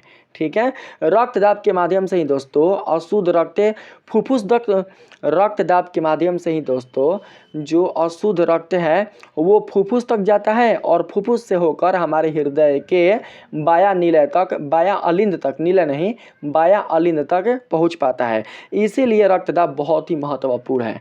देख सकते हैं ऑक्सीजन और इसमें पहला है ऑक्सीजन और पोषक तत्व शरीर के सभी अंगों तक पहुँचे। ठीक है, शुद्ध रक्त में क्या होते हैं? शुद्ध रक्त में ऑक्सीजन होते हैं, पोषक तत्व होते हैं और भी बहुत सारे दोस्तों उपयोगी पदार्थ होते हैं जो हमारे शरीर को पोषक प्रदान करने वाले होते हैं। शुद्ध रक्त में पोषक तत्वों के साथ साथ ऑक्सीजन गैस के साथ साथ बहुत से पदार्थ होते हैं जो हमारे शरीर के लिए बहुत ही उपयोगी होते हैं। इन पदार्थों से हमारे शरीर को पोषक तत्वों की प्राप्ति होती है, हमारे शरीर को ऊर्जा की प्राप्ति होती है। तो इनके ना होने से, खून के ना बहने से, खून का संचार ना होने से हम जीवित नहीं रह पाएंगे, हमारे शरीर में कोई वृद्धि नहीं होगा, अंगों का विकास नहीं होगा, हम मर जाएंगे। बात आया समझ में? आगे है दोस्तों, इसमें देखिए कहा गया है, आप बताइए इंसान क्यों मरता है? कोई इंसान मरता है तो क्यों मरता है? क्योंकि उस इंसान का जो हृदय है वो रुक जाता है। आप देख लीजिएगा, अगर कोई इंसान मर जाए तो बाबू उस इंसान का जो हृदय होता है वो रुक जाता है, हृदय गति नहीं करता। तो जब हृदय गति करेगा ही नहीं, जब हृदय का स्पंदन होगा ही नहीं, तो बाबू हृदय का स्पंदन ना होने के कारण रक्त का संचार नहीं होगा, रक्त का बिल्कुल भी गति नहीं होगा। जब रक्त गति ही नहीं करेगा तो उस व्यक्ति के संपूर्ण भागों तक रक्त बिल्कुल भी संचरित नहीं हो पाएगा। जब संचरित नहीं हो पाएगा तो शरीर के सभी भागों तक पोषक तत्व की प्राप्ति नहीं होगी। पोषक तत्व की प्राप्ति नहीं होगी तो फिर बिल्कुल भी दोस्तों उस व्यक्ति को ऊर्जा नहीं प्राप्त होगी, और ऊर्जा जब प्राप्त नहीं होगी तो वो व्यक्ति चल नहीं पाएगा, कुछ कार्य नहीं कर पाएगा, यानी कि मरने की स्थिति में दोस्तों वो आ जाएगा। वो तो मर ही जाता है, मरने की स्थिति में क्या आएगा, वो मर ही जाता है। अगला कौन है? अगला है अवशिष्ट पदार्थ जैसे कार्बन डाइऑक्साइड वापस हृदय और फेफड़ों तक पहुँचे। तो अशुद्ध रक्त क्या करता है? अशुद्ध रक्त बाबू हमारे शरीर से अपशिष्ट पदार्थ एवं हमारे शरीर के कोशिकाओं के कोशिकांग में बनने वाले जो कार्बन डाइऑक्साइड गैस है उसे वापस लेकर हमारे शरीर के फुफ्फुस तक पहुंचाता है। हमारे शरीर के पहले हृदय तक पहुंचता है और फिर हृदय क्या करता है कि उसे हमारे शरीर के फेफड़ों तक पहुंचा देता है। ठीक है, ये होता है रक्तदाब के कारण, इतना सारा काम होता है रक्तदाब के कारण। कंपटीशन के लिए भी बहुत ज़रूरी है, ऐसा नहीं कि मैट्रिक के लिए है, कंपटीशन से भी दोस्तों आप लोगों के कंपटीशन में अगर रक्तदाब से संबंधित कोई सवाल आए तो आप बता सकते हैं। अब बात करते हैं उच्च रक्तदाब। ठीक है, उच्च रक्तदाब, पहले मैंने आप लोगों को 2 रक्तदाब बताया। सामान्य के लिए, सामान्य रक्तदाब के लिए 2 रक्तदाब मैंने बताया आप लोगों को। पहला कौन? तो पहला बाबू परकुंचन दाब, दूसरा कौन? तो अनुशीतलन दाब। अब असामान्य के लिए मैं बता रहा हूँ, वो सामान्य के लिए था, ये क्या है? असामान्य के लिए। जब असमान हो जाए हमारे शरीर में, जब रक्तदाब असमान हो जाए तो उस स्थिति में रक्तदाब के 2 प्रकार होते हैं। ठीक है, वो था सामान्य के लिए, ये है असामान्य के लिए। तो असामान्य के लिए पहला जो रक्तदाब होगा वो होगा उच्च रक्तदाब, और असामान्य के लिए ही जो दूसरा रक्तदाब होगा वो होगा निम्न रक्तदाब। तो बाबू उच्च रक्तदाब में क्या कहा गया है समझना। उच्च रक्तदाब में कहा गया है बाबू, अगर रक्तचाप यानी कि रक्तदाब किसी कारणवश सामान्य से अधिक हो जाए। सामान्य क्या होता है? तो 120/80 मिलीमीटर ऑफ पारा, यही होता है सामान्य रक्तदाब। तो क्या कहा गया है बाबू? कहा गया है अगर रक्तचाप किसी कारणवश सामान्य से अधिक हो जाए, 120 से ज़्यादा हो जाए और 80 से ज़्यादा हो जाए तो उसे उच्च रक्तचाप या अति तनाव कहते हैं। उसे उच्च रक्तचाप या फिर अति तनाव कहते हैं, जिसे अंग्रेजी में कहा जाता है हाइपरटेंशन। क्या कहा जाता है? हाइपरटेंशन। अगर कोई व्यक्ति काफ़ी टेंशन ले लेता है, काफ़ी चिंता करता है, काफ़ी सोचता है, तो दोस्तों ऐसी स्थिति में उसका जो ब्लड प्रेशर होता है, ब्लड प्रेशर जो होता है वो सामान्य से अधिक हो जाता है। ठीक है, उस व्यक्ति के धमनियों में बहने वाले खून की जो रफ्तार होती है वो बहुत ही ज़्यादा तेज हो जाती है। बात आया समझ में? तो दोस्तों इसको क्या कहते हैं? इसको कहते हैं उच्च रक्तदाब। ठीक है, देख सकते हैं कहा गया है बाबू, कहा गया है हाइपरटेंशन किसी रोग, मानसिक चिंता, उत्सुकता आदि से संबंधित हो सकता है। अगर बहुत ही ज़्यादा आप खुश भी हो जाइएगा, बहुत ही ज़्यादा अगर आप बहुत ही ज़्यादा परेशानी भी हो जाएगा, तो ऐसे में बाबू हाइपरटेंशन की जो स्थिति है वो उत्पन्न हो सकती है, जो आपके शरीर के लिए काफ़ी घातक बन सकती है, आपके लिए जानलेवा भी हो सकती है। ठीक है, तो हाइपरटेंशन कब उत्पन्न होता है? तो किसी रोग, मानसिक चिंता, उत्सुकता के कारण उत्पन्न हो सकती है। यहाँ पर देख सकते हैं कहा गया है बाबू, हाइपरटेंशन की अवस्था में कभी कभी रक्त वाहिनियाँ फट जाती है। बाबू हाइपरटेंशन की अवस्था में रक्त का प्रवाह इतना तेजी से होता है, रक्त का दाब हमारे शरीर के धमनियों पर, हमारे शरीर के धमनी के भित्तियों पर, धमनी के सतह पर इतना तेजी से पड़ता है, इतना जोर से पड़ता है, रक्त का दबाव, रक्त द्वारा लगाया गया बल हमारे शरीर के धमनी के भित्तियों पर इतना जोर से पड़ता है कि कभी कभी हमारे शरीर की जो धमनी होती है वो फट जाती है। वो क्या होती है? फट जाती है, और फटने के कारण हमारे शरीर में आंतरिक रक्तस्राव होने लगता है, हमारे शरीर के अंदर ही खून बहने लगता है, खून बाहर प्रवाहित होने लगता है, जिसके कारण कभी कभी हमें हार्ट अटैक भी हो सकता है, हमारे हृदय को घात भी पहुंच सकता है, और हृदय को जब घात पहुंचेगा तो हमारी मृत्यु भी हो जाएगी। ठीक, हाइपरटेंशन के कारण हाइपरटेंशन के कारण बाबू जब मस्तिष्क की रक्त कोशिकाएं फट जाती हैं तब मस्तिष्क को रक्त और उसके साथ ऑक्सीजन तथा पोषक उचित मात्रा में नहीं मिल पाता है बाबू। जब मस्तिष्क में पहुंचाने वाले धमनिकाओं के सतह फट जाते हैं, हमारा मस्तिष्क है ना, तो मस्तिष्क में भी धमनी है और धमनी के अगर सतह फट जाएं किसके कारण, तो हाइपरटेंशन के कारण। क्योंकि जब कोई व्यक्ति सोचता है तो कहाँ से सोचता है, तो मस्तिष्क से ही सोचता है, अपने दिमाग से ही सोचता है, अपने दिमाग पर ही जोर डालता है। तो दिमाग पर जोर डालने के कारण दिमाग के जो धमनी होता है, तो बाबू उस धमनी के सतह पर, उस धमनी के भित्ति पर रक्त बहुत ही ज़्यादा दाब डालता है, बहुत ही ज़्यादा बल आरोपित करता है। कभी कभी बल इतना ज़्यादा आरोपित कर देता है दोस्तों, जिससे कि हमारे मस्तिष्क की जो धमनी होती है वो फट जाती है। फट जाने के कारण दोस्तों क्या होता है कि हमारे मस्तिष्क के धमनिकाओं के माध्यम से हमारे शरीर के मस्तिष्क वाले भाग के धमनी के माध्यम से शुद्ध रक्त का संचार बिल्कुल भी हमारे संपूर्ण मस्तिष्क तक नहीं हो पाता, जिसके कारण हमारा जो मस्तिष्क होता है वो काम करना बंद कर देता है। ठीक है, हमारा मस्तिष्क बिल्कुल भी काम नहीं करता। अब हम बात करते हैं यहाँ पर, देखिए ये है शॉर्ट उच्च रक्तदाब का दोस्तों, देख सकते हैं। देखिए सामान्य स्थिति में रक्तदाब होता है 120 से 80 ना, उच्च सामान्य में होता है 120 से 129, यानी 120 से बढ़कर हो जाता है 129 और 80 से बढ़ जाता है। देखिए स्टेज वन में जो हाई ब्लड प्रेशर होता है, वो होता है 130 से कितना, तो बाबू 130 से होता है 139। और यहाँ पर जो आप लोगों का यहाँ पर सिस्टोलिक है ना, सिस्टोलिक रक्तदाब, तो सिस्टोलिक जो रक्तदाब है वो 80 से 89 पर आ जाता है। यह बाबू स्टेज 1 के लिए है। स्टेज 2 की बात करें तो स्टेज 2 में क्या होता है बाबू, कि जो रक्तदाब होता है वो 140 हो जाता है ना, तो उससे ज़्यादा हो जाता है। ठीक है, स्टेज 2 में रक्त का दाब 140 या उससे ज़्यादा हो जाता है। ठीक है, 140 या उससे ज़्यादा हो जाता है। इसी प्रकार से इसमें रक्त का दाब 90 या फिर उससे ज़्यादा हो जाता है। ये है ब्लड प्रेशर का दूसरा स्टेज। इस स्टेज में बहुत कम ही आदमी बचते हैं, अन्यथा मर जाते हैं। इस स्टेज में बहुत कम आदमी बच पाते हैं। अब आगे देख सकते हैं, इसमें कहा गया लक्षण।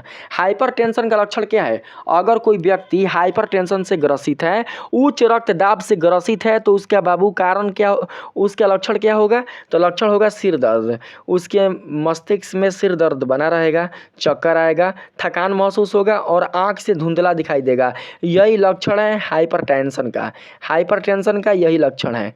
आगे बात करें बाबू निम्न रक्तदाब का, तो निम्न रक्तदाब में आते हैं। आगे है निम्न रक्तदाब। इसमें कहा गया है बाबू, अगर रक्तचाप किसी कारणवश सामान्य से कम हो जाए, सामान्य कितना है 120 से 80 मिलीमीटर ऑफ पारा, अगर रक्तचाप किसी कारणवश सामान्य से कम हो जाए, सामान्य बस ना रहे, या तो सामान्य से ज़्यादा हो जाए या सामान्य से कम हो जाए। सामान्य से ज़्यादा होगा तो कहलाएगा उच्च रक्तचाप, और सामान्य से कम होगा तो कहलाएगा निम्न रक्तचाप, जिसे हम लोग अंग्रेजी में हाइपोटेंशन के नाम से जानते हैं। तो कहा गया है अगर रक्तचाप किसी कारणवश सामान्य से कम हो जाए तो इसे निम्न रक्तचाप या फिर निम्न तनाव कहते हैं। क्या कहते हैं, निम्न रक्तचाप या फिर बाबू निम्न तनाव कहते हैं। आप यहाँ पर देख सकते हैं बाबू, देखिए लक्षण यहाँ पर समझना, जब रक्तदाब बहुत कम हो जाए तो हमारे शरीर में रक्तदाब क्या रह जाएगा बाबू, हाइपोटेंशन में रक्त का दबाव कितना होता है, हाइपोटेंशन में हमारे शरीर के धमनी के भित्तियों पर रक्त का दबाव होता है 90-60, कितना 90-60। सिस्टोलिक स्थिति में हमारे शरीर के धमनियों के भित्तियों पर रक्त का दबाव होता है 90, और डायस्टोलिक स्थिति में हाँ ठीक है, डायस्टोलिक है। तो दोस्तों यहाँ पर डायस्टोलिक जो देख रहे हैं ना, तो डायस्टोलिक स्थिति में हमारे शरीर के धमनियों के भित्ति पर रक्त का दाब होता है 60 मिलीमीटर ऑफ पारा। समझ के रखना, आ जाएगा ऑब्जेक्टिव में। ठीक है, निम्न रक्तदाब में रक्त का दाब क्या होता है, निम्न रक्तदाब में तो 90-60 याद रखना, और उच्च रक्तदाब में तो बहुत सारा है, उच्च रक्तदाब में तो बहुत सारा है। लक्षण देखिए, लक्षण है अगर किसी व्यक्ति को निम्न रक्तचाप है, अगर कोई व्यक्ति निम्न रक्तदाब से ग्रसित है तो उसका लक्षण क्या होगा? तो लक्षण होगा बेहोशी जैसा महसूस होना, वो बेहोश हो जाएगा, थकावट महसूस होगा, बिना काम किए थकावट आएगा, और ठंडा और पसीना वाला शरीर उसका ठंडा रहेगा और पसीना भी आएगा, शरीर ठंडा रहेगा और शरीर से पसीना आएगा, धड़कन तेज या धीमा रहेगा, ये उसका लक्षण है। पूरा जानकारी मैं आप लोगों को इस वीडियो में दे दूंगा। अब देखिए कैसे आप ठीक कर सकते हैं। जो भी व्यक्ति रक्तदाब से प्रभावित हैं वो व्यक्ति कैसे ठीक हो सकते हैं? तो दोस्तों यहाँ पर देखिए, ठीक नहीं हो सकते हैं। ठीक होने के लिए मैं यहाँ पर बिल्कुल भी नहीं लिखा हूँ, हाँ लिखे हैं जी ठीक होने के लिए। तो ठीक होने के लिए हम बाद में पढ़ेंगे, पहले देखते हैं किसके कारण हमारे शरीर में रक्तदाब की समस्या उत्पन्न होती है। उच्च रक्तचाप या फिर निम्न रक्तचाप वाली जो समस्या है वो पैदा होती है। तो दोस्तों पहला है उम्र बढ़ने के साथ भी हमारे शरीर में रक्तदाब की जो समस्या है वो उत्पन्न होती है, यानी कि हाइपोटेंशन और हाइपरटेंशन की समस्या उत्पन्न होती है। तनाव के कारण, काफ़ी टेंशन लेने के कारण भी हमारे शरीर में हाइपोटेंशन या हाइपरटेंशन की समस्या उत्पन्न होती है। व्यायाम की कमी, कोई व्यक्ति अगर व्यायाम नहीं करता है, एक्सरसाइज नहीं करता है, योगा नहीं करता है, तो उसके कारण भी हाइपरटेंशन या फिर हाइपोटेंशन की समस्या हो सकती है। इसी प्रकार से खानपान, अगर खानपान अच्छा नहीं रहेगा तो इसके कारण भी हाइपोटेंशन या हाइपरटेंशन हो सकता है। अगला है आनुवंशिकता, धूम्रपान या शराब, मोटापा। तो यहाँ पर इन 3-4 के कारण भी क्या हो सकता है? हाइपोटेंशन या हाइपरटेंशन हो सकता है। बताया समझ में? आइए कैसे बच सकते हैं बाबू इससे हम? कुछ बीमारियां भी है, ठीक है, कुछ बीमारियां भी हाइपोटेंशन या हाइपरटेंशन के लिए कुछ बीमारियां भी उत्तरदायी है। कौन बीमारियां?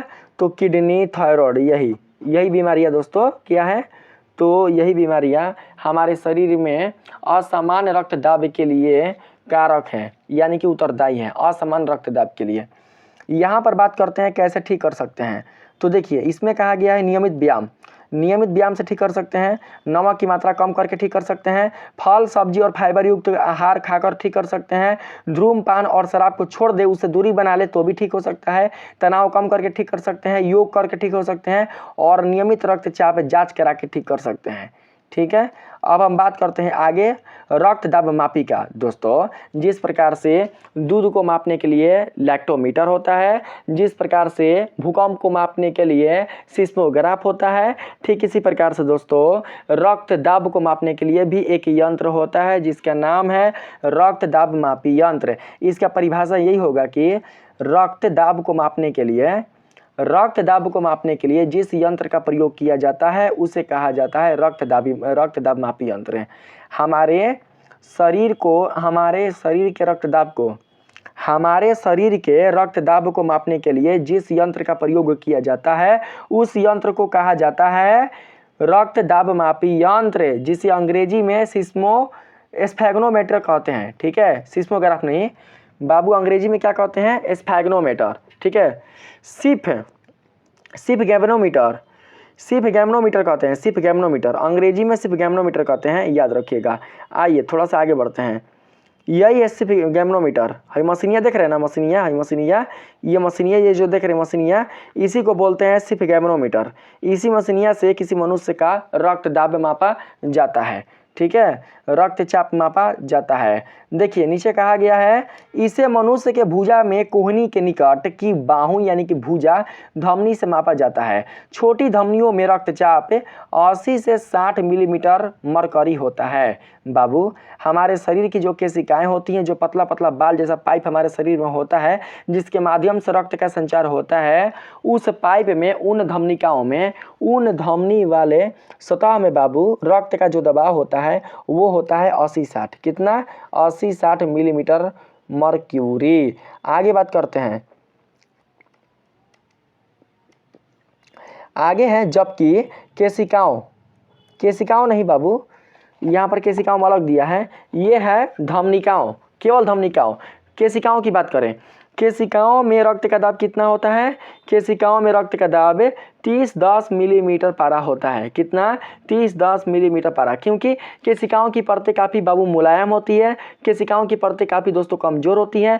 अगर ज़्यादा दाब होगा तो सह नहीं पाएगी और केशिकाओं की परत फट जाएगी, इसीलिए दाब कम होता है। अगर हम बात करें धमनिकाओं का, तो धमनिकाओं की परतें केशिकाओं की परतों की तुलना में थोड़ा दोस्तों मोटा होती है, इसीलिए इसमें रक्त दाब भी थोड़ा सा ज़्यादा हो जाता है। ठीक है, इसकी तुलना में अगर हम बात करें धमनी का, तो धमनी की परतें धमनिकाओं की परतों की तुलना में ज़्यादा मोटी होती है, इसलिए उसमें रक्त दाब थोड़ा ज़्यादा हो जाता है। ठीक है, ऐसे आप समझ सकते हैं, ऐसे समझ सकते हैं। ऐसा मत समझना कि हमारे शरीर के सभी धमनिकाओं में, सभी धमनियों में, सभी केशिकाओं में एक ही रक्त दाब होता है तो गलत हो जाएगा, ऐसा बिल्कुल भी नहीं। आप सभी याद रखेंगे, हो सकता है कि रेलवे की परीक्षा में या किसी कंपटीशन की तैयारी में आपसे पूछा जा सकता है। ठीक है, आगे कहा गया है रक्त दाब मापी यंत्र में पारा होता है। रक्तचाप यंत्र की नली को, रक्त दाब मापने वाला जो बाबू यंत्र है, जो मशीन है, उसमें नली लगा रहता है।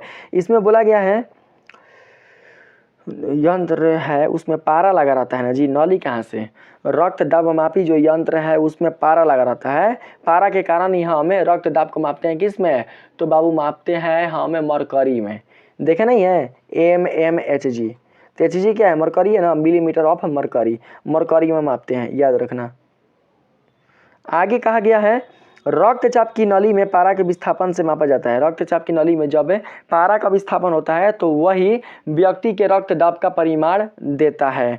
मापने की इकाई मिलीमीटर होती है। रक्त दाब मापी यंत्र में एक रबड़ का फूलने वाला थैला, रक्त दाब मापी यंत्र में एक रबड़ का फूलने वाला थैला, ठीक है, थैला समान कफ है, रबड़ का फूलने वाला थैला समान कफ। कफ कौन होगा? देखिए हाँ, ये कफ होगा, जो दबा रहा है ना, जो गोल का दबा रहा है, ये कफ होगा बाबू, ये गोल का कफ होगा। आगे कहा गया है एक संपीड़ित बल्ब, एक संपीड़ित बल्ब होगा, दबाव को कम करने वाला पेच होगा, पेच से दबाव को कम किया जा सकता है। और कहा गया है एक पारा का मैनोमीटर और 2 रबड़ का ट्यूब होता है। किस में? मशीनिया में। ठीक है, स्फेग्नोमीटर में रहता है, मशीनिया में। रबड़ का ट्यूब बल्ब और मैनोमीटर को कप से जोड़ता है। रबड़ का ट्यूब क्या करता है? रबड़ का ट्यूब बल्ब और मैनोमीटर को कफ से जोड़ता है। कफ केहूनी के ऊपर की भुजा पर लपेट दिया जाता है और इसके हाथ के पंप से फुलाया हाथ के पंप से, हाथ के पास जो पंप होता है ना बाबू, उसी से फुलाया जाता है। रक्त के बहाव अथवा धड़कन को, रक्त के बहाव, रक्त के बहने वाले बाबू गति को, रक्त के बहने वाले गति को या हृदय के धड़कन को स्टेथोस्कोप की सहायता से सुना जाता है। किसकी सहायता से? स्टेथोस्कोप की सहायता से। देख सकते हैं, सुन रही है ना? हाँ, ये है स्टेथोस्कोप, कान में लगाने वाला, जिसको आला कहते हैं। ठीक है, इसी से सुना जाता है। आगे बात करते हैं नीचे, रक्त दाब मापी के प्रमुख भाग। तो पहला भाग है का ची कफ, याद रखना। रक्त दाब मापी के बाबू यहाँ पर प्रमुख भाग है। पहला भाग है कफ। कफ क्या होता है? रबर की बनी पट्टी जिसे बाँह पर लपेटा जाता है। दूसरा है पंप। पंप किसे कहा जाता है? हवा भरने के लिए। ठीक है, आगे प्रेशर गेज। प्रेशर गेज में कहा गया है mmHg में दबाव को मापता है। ठीक है, मिलीमीटर में, मिलीमीटर ऑफ पारा में दबाव को मापता है। ठीक है, यहाँ पर अगला है स्टेथोस्कोप, धड़कनों को सुनने के लिए। यही है मुख्य बाबू भाग, किसके लिए? तो रक्त दाब मापी यंत्र के लिए। अब हम आगे बढ़ते हैं, रक्त दाब की इकाई। तो यहाँ पर समझना, रक्त दाब की इकाई क्या होगा? तो रक्त दाब की इकाई होगा स्फेग्नोमीटर, मात्रक होगा स्फेग्नोमीटर। रक्त दाब का मात्रक होगा स्फेग्नोमीटर और उसकी इकाई होगी, मात्रक होगी millimetre of mercury, millimetre of mercury या फिर मिलीमीटर ऑफ पारा भी बोल सकते हैं। ठीक है, मिलीमीटर ऑफ पारा या मिलीमीटर ऑफ मरकरी भी आप बोल सकते हैं। ठीक है, तो देख सकते हैं बाबू 120 हो गया सिस्टोलिक दाब, 80 क्या हो गया? डायस्टोलिक दाब। तो मैंने इस वीडियो में आप लोगों को सारा कुछ बता चुका। ठीक है, अब थोड़ा सा हम बात करते हैं स्फेग्नोमीटर के मशीन पर। मशीन को प्रकार के हैं। ठीक है, जैसे जैसे हमारा युग बदल रहा है, हमारा युग वैज्ञानिक पद्धति में आ रहा है, वैसे वैसे मशीन भी बदल रहे हैं। रक्त दाब मापी के प्रकार बाबू, रक्त दाब मापी वैसे तो बहुत प्रकार के होते हैं, लेकिन मुख्य रूप से 3 है इसमें, 3। ठीक ना, पहला कौन है, पहला है एनालॉग, एनालॉग रक्त दाब मापी यंत्र, एनालॉग रक्त दाब मापी यंत्र। इसमें क्या होता है, इसमें पारा या सुई द्वारा दबाव दिखाया जाता है। मनुष्य का रक्त दाब पारा और सुई के द्वारा दिखाया जाता है। डॉक्टरों द्वारा सबसे अधिक प्रयोग किया जाता है।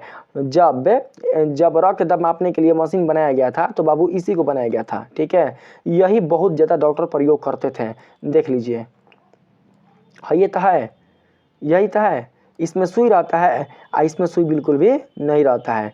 देखिए इसमें है ना, बोला गया है ना, इसमें पारा या सुई द्वारा दबाव दिखाया जाता है, पारा। तो हाँ ये है पारा, देखो बाबू यही में पारा रहता है, यही में पारा रहता है, यही में पारा है ना, हाँ ये पारा। तो यही में पारा के द्वारा दबाव दिखाया जाता है, यही में कांटा यानी सुई के द्वारा दबाव दिखाया जाता है। तो इसको एनालॉग कहा जाता है, एनालॉग मशीन, ठीक है। ये दोनों क्या है, मशीन है बाबू, ब्लड प्रेशर मापने वाला।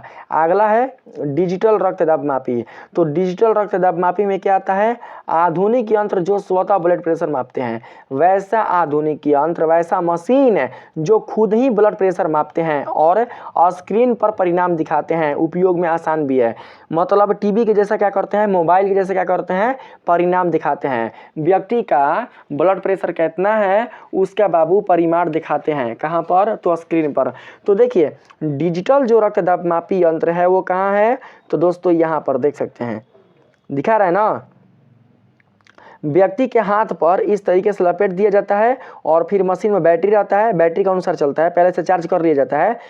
देखिए ये जो मशीन है इसको पहले से चार्ज कर लिया जाता है। चार्ज करने के बाद क्या किया जाता है कि व्यक्ति के हाथ पर लपेटा जाता है और खुद ही क्या करता है कि यह मशीन जांच करके बता देता है कि इस व्यक्ति का सिस्टोलिक दाब कितना है और डायस्टोलिक दाब कितना है।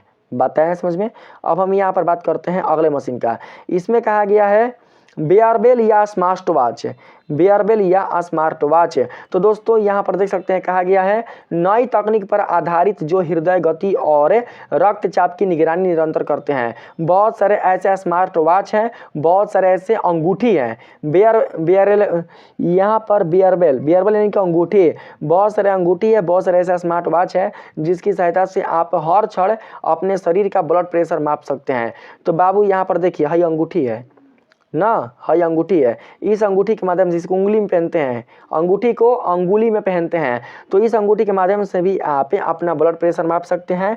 और इस घड़ी के माध्यम से जो आप यह स्मार्ट वॉच देख रहे हैं, यह स्मार्ट वॉच भी आपके शरीर का बीपी माप कर सही सही बता देगा। तो आज के डेट में बाबू ऐसे ऐसे जो मशीन है, ऐसे ऐसे जो यंत्र हैं, ऐसे ऐसे जो उपकरण है, वो केवल बीपी को मापने के लिए उपलब्ध है मार्केट के बाजारों में।